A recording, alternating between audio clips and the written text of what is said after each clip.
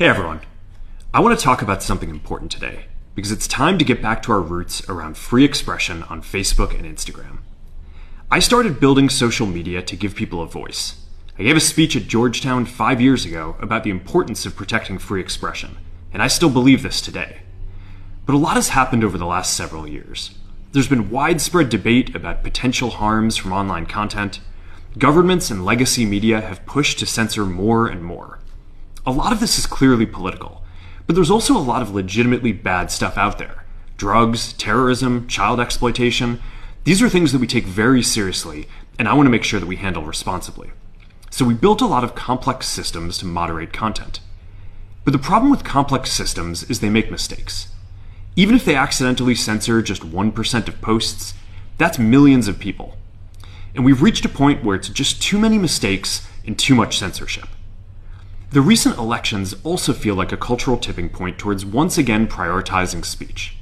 So we're going to get back to our roots and focus on reducing mistakes, simplifying our policies, and restoring free expression on our platforms. More specifically, here's what we're going to do. First, we're going to get rid of fact checkers and replace them with community notes similar to X, starting in the US. After Trump first got elected in 2016, the legacy media wrote non-stop about how misinformation was a threat to democracy. We tried in good faith to address those concerns without becoming the arbiters of truth. But the fact-checkers have just been too politically biased and have destroyed more trust than they've created, especially in the US. So over the next couple of months, we're going to phase in a more comprehensive community notes system. Second, we're going to simplify our content policies and get rid of a bunch of restrictions on topics like immigration and gender that are just out of touch with mainstream discourse. What started as a movement to be more inclusive has increasingly been used to shut down opinions and shut out people with different ideas, and it's gone too far. So I want to make sure that people can share their beliefs and experiences on our platforms. Third, we're changing how we enforce our policies to reduce the mistakes that account for the vast majority of censorship on our platforms. We used to have filters that scanned for any policy violation. Now, we're going to focus those filters on tackling illegal and high-severity violations. And for lower severity violations, we're going to rely on someone reporting an issue before we take action. The problem is that the filters make mistakes, and they take down a lot of content that they shouldn't. We're also going to tune our content filters to require much higher confidence before taking down content. The reality is that this is a trade-off. It means we're going to catch less bad stuff, but we'll also reduce the number of innocent people's posts and accounts that we accidentally take down. Fourth, we're bringing back civic content. For a while, the community asked to see less politics because it was making people stressed, so we stopped recommending these posts. But it feels like we're in a new era now, and we're starting to get feedback that people want to see this content again. So we're going to start phasing this back into Facebook, Instagram, and Threads while working to keep the communities friendly and positive.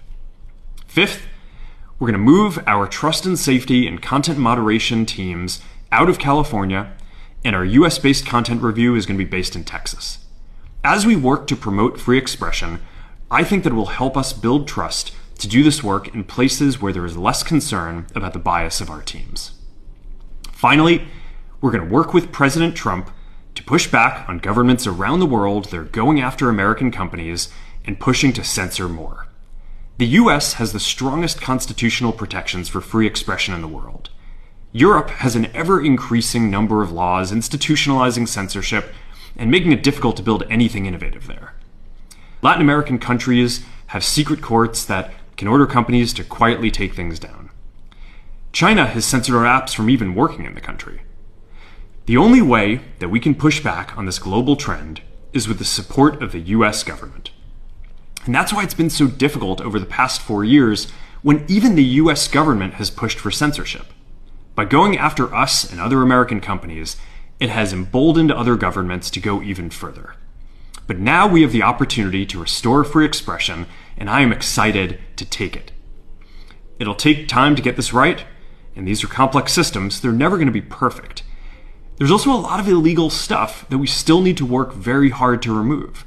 But the bottom line is that after years of having our content moderation work focus primarily on removing content, It is time to focus on reducing mistakes, simplifying our systems, and getting back to our roots about giving people voice.